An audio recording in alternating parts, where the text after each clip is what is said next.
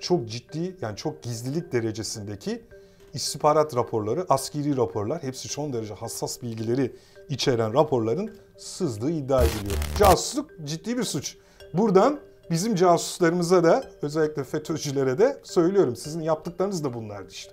Düşün bak, bir devlet başkanının yaptığı çok hassas bir görüşmeyi Amerikalılar takip edebiliyor. Dostlar birbirlerine karşı istihbarat yapmaz diye bir şey yok. Hocam merhaba, hoş geldiniz. Merhaba Nazif.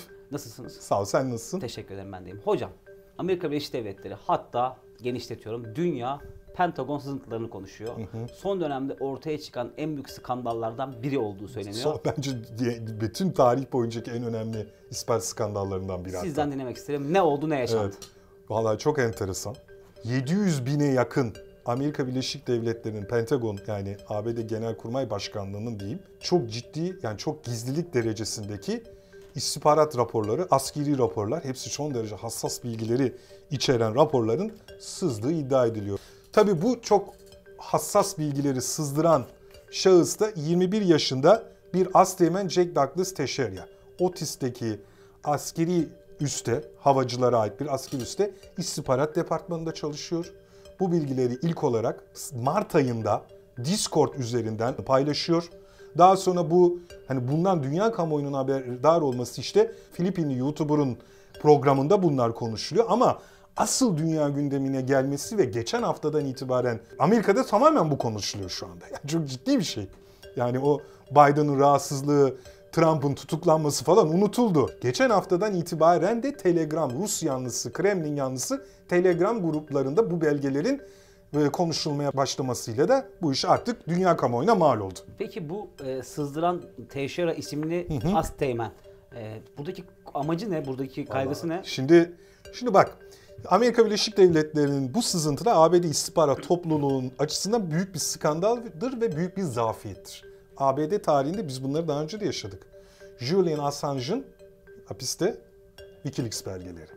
Edward Snowden'in NSA, National Security Agency'nin, Ulusal Güvenlik Ajansı'nı, yani Amerika Birleşik Devletleri'nin teknik istihbaratını oluşturan NSA'in çok önemli belgelerini de Edward Snowden ifşa etti. Şahıslar. Ama şimdi mesela Snowden nerede? Rusya'da sığınma hakkı almış, Rusya'da yaşıyor. Assange kaçtı. Ekvator Büyükelçiliğinde 5-6 yıl kaldı. En son iadesi ve bir daha da gün yüzü göremez. Öbürsü zaten kaçmak zorunda kaldı. Bunların arkasında mesela Julian Assange'ın Wikileaks belgelerinin arkasında da Irak'tayken bir Manning isimli bir çavuş vardı. O belgeleri ilk çıkartan. Yani şimdi bunun arkasında bunun 21 yaşında bir çocuk da bu işi bağlayamayız biz. Yani bunun arkasında bir istihbari faaliyet olduğunu düşünüyorum. Tek ülkeli mi, çok ülkeli bir çok faaliyet? Her şey olabilir. Her şey olabilir. Olağan şüpheliler kim? Rusya ve Çin. Özellikle belki Rusya. Çünkü Ukrayna Savaşı ile ilgili olarak bir gerginlik var. Belki başkası. Yani tek başına bir motivasyonla canım sıkıldığı 700 bin belgeyi çıkartıyorum. Discord'dan yayınlıyorum. Kolay bir şey de değil. Sence bu hayatın olağan akışına uygun mu? Değil. Bence değil. Bence de değil. Ama çok taze. Ve durmadan yeni bir şey çıkıyor. Tabii şimdi FBI tarafından bu şahıs tutuklandı. Çok ciddi ceza alacak. Bir daha yüzü göremez diyebiliriz. Yani Amerika'da casusluk davaları, yani kanun gereği 10 yıldan aşağı bir kere ceza yok. Bir ABD vatandaşının ya da ABD aleyhine casusluk faaliyeti icra eden birisinin dava açılırsa, suçlu bulunursa hakim alt sınır 10 yıl. 10 yıl ve üstü. Ve bu affa falan da uğramıyor. Casusluk ciddi bir suç.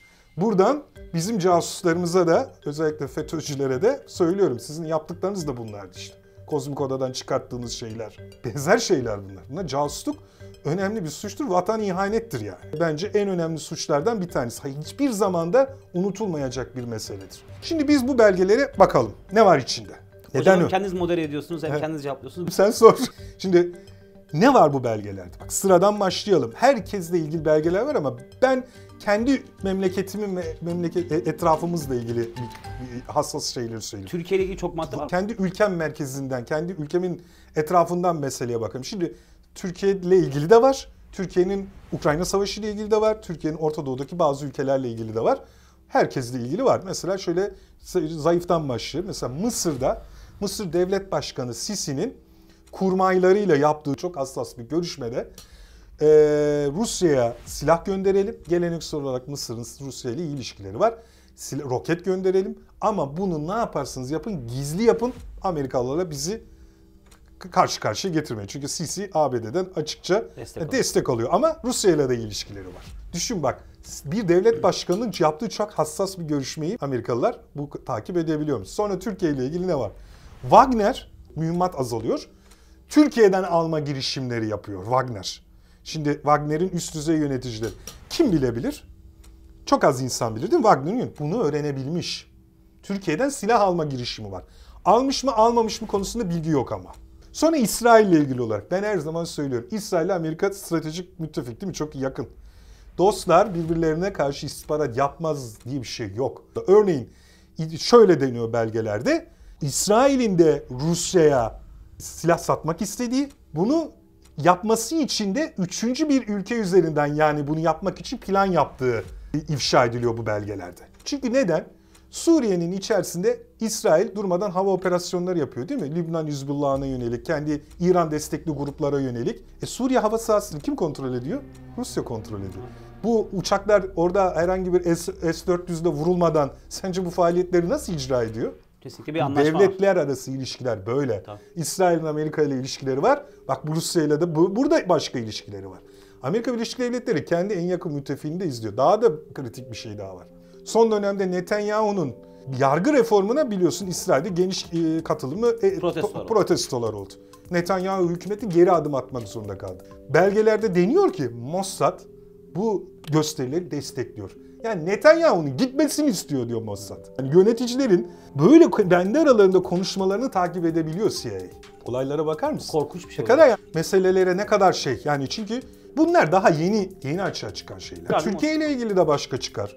İsrail ile ilgili de çıkar. Almanya ile ilgili de çıkar.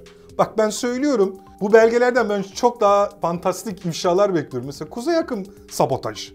Bunun arkasında ABD'nin olma ihtimali çok yüksek. Ben bu konuda da ifşalar bekliyorum. Siz gerçekleştiği ilk gün demiştiniz. Bu Amerika Birleşik Devletleri operasyonu gibi duruyor demiştiniz. Ama birçok içerikte de var zaten. Finalde Ukraynalı bağımsız bir gruba ihale kalacak ama ben onu da söylüyorum sana. ABD destekli de Amerika Birleşik Devletleri'nin küresel düzeyde çok ciddi derecede herkesi ve kendisine en yakın müttefiklerine dahi çok ciddi derecede istihbarat operasyonları planladığını, dinlemeler yaptığını, hatta haber elemanı bile devşirerek, çünkü bu bilgileri başka türlü bazılarını öğrenemezsin. Belgeler inkar edilmedi. Resmi yetkililer belgeleri bunlar yanlış demediler. Yayınlamayın ama medyada dediler. Peki yanlış değil demesi yalanlamadı. %100 doğru olduğunu gösteriyor. Doğru. Çok büyük skandal. Bu pilav daha çok su kaldırır. Çok su kaldırır. Şimdi durumu kurtarma vaziyeti var. En az hasarlı atlatma vaziyeti var. Şimdi iddia odur ki kaynaklar deşifre olmadı diye böyle iyi tarafından bakmaya çalışırlar. Yani atıyorum Wagner silah almak istediğini öğrenen kaynak kim? Mesela bir teknik istihbarat mı, bir Wagner'in içerisinde bir çalışan mı? Bunlar deşifre oldu mu? Olmadığını söylüyor. Bak bunlar deşifre olursa çok büyük sorun. Senin haber network'ün gider. O zaman o kaynakların güvenirliği de şeye düşer. Hatta zafiyete şöyle bir düşer. ekleme yapayım. Haber kaynağı gitmesinden ziyade belki de hasım istihbarat teşkilatı ya da kurum bunu fark edip seni yanlış da yönlendiriyor. Manipülasyon yapıp. Bu operasyonlara ne denir? Dublaj operasyonu. Masadasın yani. İspat içeriği yapa sen de öğrenmeye başladın.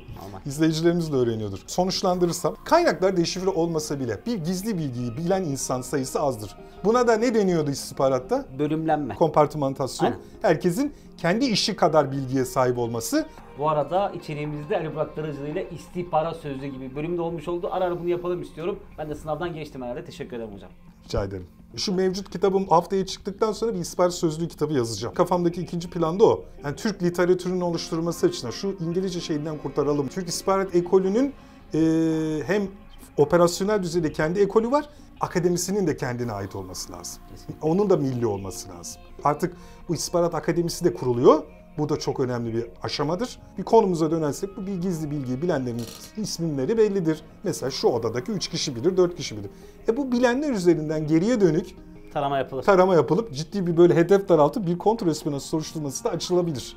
Şimdi gerçekten Amerika Birleşik Devletleri'nde Biden yönetimi ya başını ellerinin arasına alıp dertli midir şu anda bu durumdan? Büyük bir skandal mı? Tabii yani çok ciddi de. Peki Biden nasıl bir etkisi olabilir bunun siyasi anlamda? Şimdi tabii bu çok. Yani şimdi müttefiklerine karşı zor durumda kalıyorsun. Yani Mossad'ın yöneticileri Netanyahu'yu desteklemiyor demişsin. Ben daha dün okudum İsrail medyasında.